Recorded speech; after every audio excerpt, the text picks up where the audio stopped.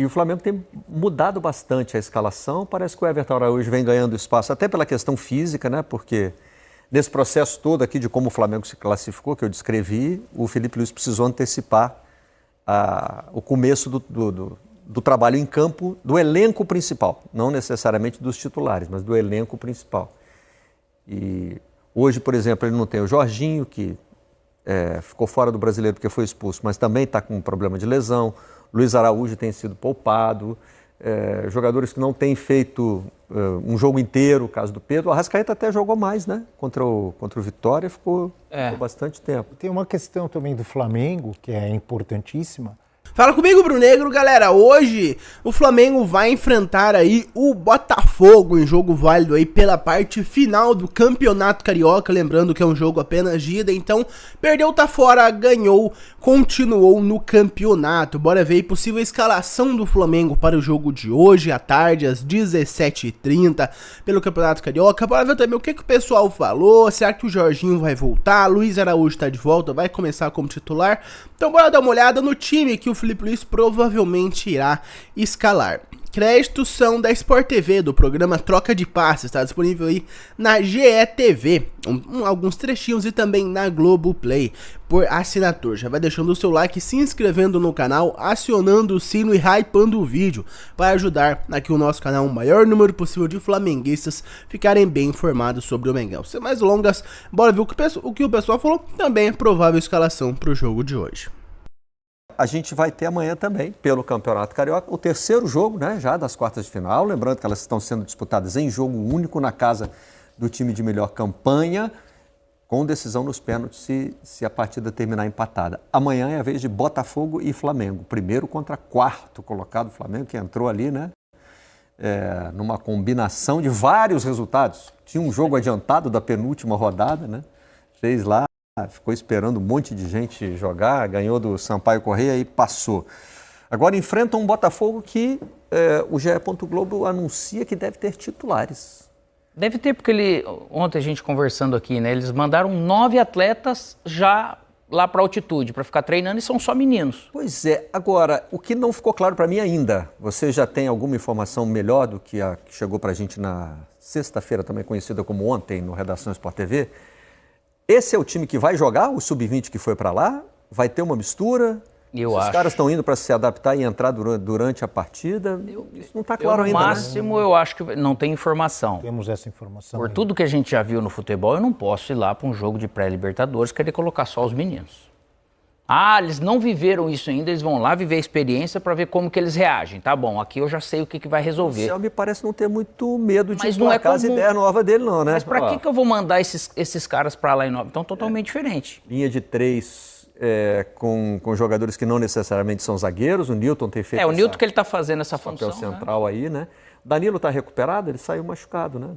Então, tem essa dúvida, mas pelo jeito eu acho que ele vai pro jogo. E para um jogo, para um confronto desse contra o Flamengo, eu acho que tá certo ele, né? De colocar, enfrentar. Não é questão de ser eliminado ou não. Mas você vai jogar em casa, você não precisa viajar, tá aqui no Rio, independente de ser mandante ou não. Depois você vai pensar no jogo de lá, sabe? Assim, no jogo de quarta-feira. Então eu acho que faz bem o Botafogo, porque o Botafogo ele tem gerado dúvida, né, nessa questão de o que ele produz, o que pode produzir, joga uma parte do jogo bem, outro não, veio com uma ideia boa do Anselmo e ao mesmo tempo não está conseguindo também fazer acontecer. Esse último jogo contra o Fluminense foi preocupante. Então jogos desse jeito, decisivos, eu acho que também é importante para você dar uma resposta para você mesmo interno, não é para a parte externa, né, para ver o que você vai conseguir fazer para a temporada. Né? Exatamente, porque é um time ainda em processo de formação, um treinador que chegou há pouco tempo, que ainda aos poucos vai conhecendo o seu elenco, tem jogadores novos chegando, alguns que já estavam há algum tempo, mas não podiam jogar. E ao mesmo tempo, já quinta-feira, quarta-feira, no meio da semana, ele tem um jogo decisivo de Libertadores, né? De mata-mata. Menos mal que é o primeiro lá, né? É o primeiro para depois voltar. Então, acho que além da questão de ser um clássico, né? Curioso em relação a esse clássico de amanhã, é que os dois vêm de jogos em que atuaram mal pelo Campeonato Brasileiro, só que o Flamengo venceu. Jogou mal, foi criticado, mas ganhou. O Botafogo jogou mal e perdeu. Clássico para o Fluminense. Um a mais durante parte do segundo tempo. Praticamente foi o segundo tempo, quase inteiro, né?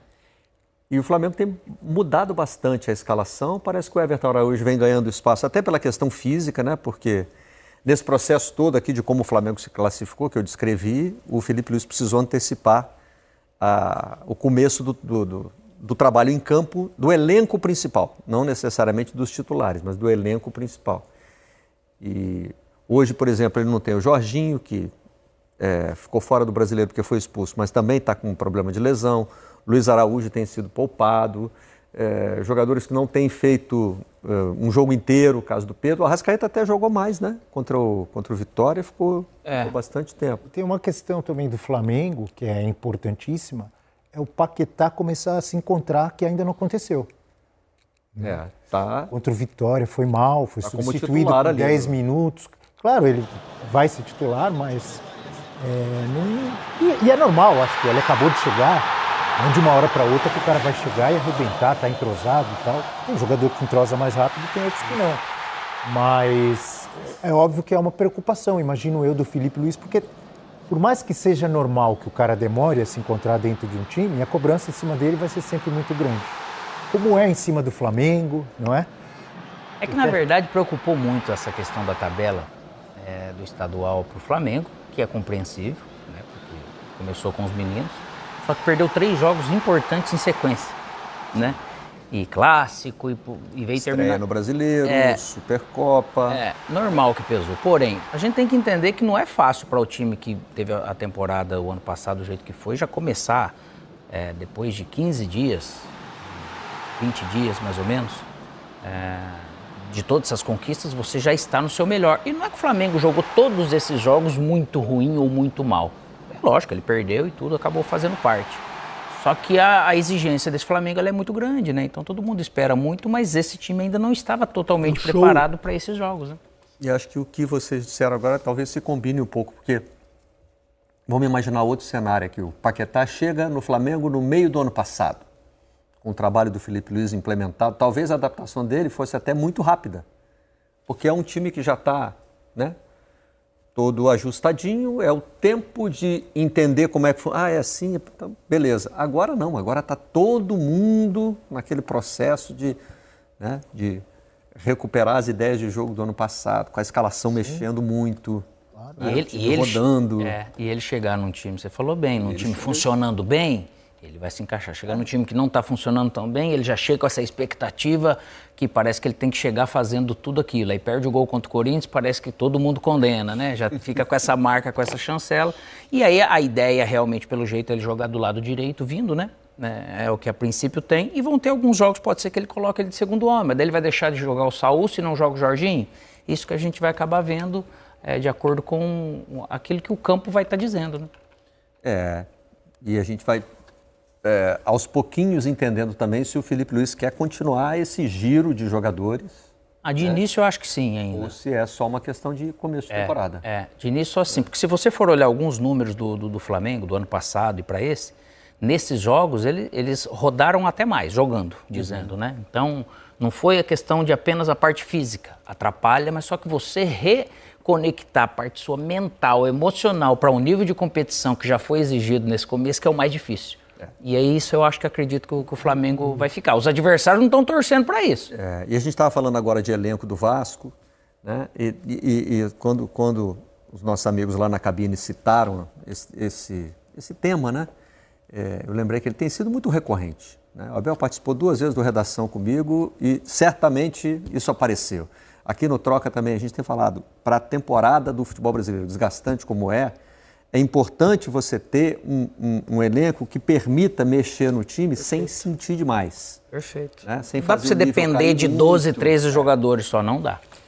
E no Rio tem um bom exemplo disso, que é o Fluminense. O Fluminense pode não ter os melhores jogadores, até do Rio de Janeiro. Bom, aqui tem o Flamengo, né? Então essa comparação. Agora, o Fluminense, quando mexe no time... Ele conseguiu equilibrar bem, né? Ele criou alternativas de um nível muito bom.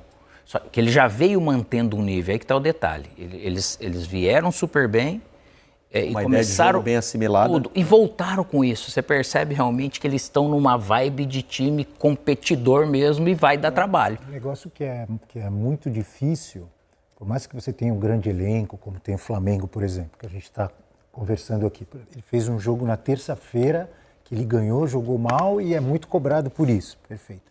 Aí amanhã ele tem um clássico, que ele não pode jogar mal, que ele não pode perder, porque vai ser corneta para cima. E aí no meio de semana ele tem um jogo decisivo de Recopa. Já perdeu a Supercopa para o Corinthians. Tudo isso no início de temporada, e que tem vários jogadores ainda que não estão na sua melhor forma física, tem jogador novo chegando. O Paquetá é um deles, tá chegando com moral, né? Tá chegando aí com bastante moral e com justiça, né, cara? Só que eu espero que o Felipe Luiz comece a escalar o Paquetá mais como meio campista e não tanto como volante, quer dizer, não tanto como um meia atacante, um meia pela direita, até mesmo ponta pela direita, às vezes, né?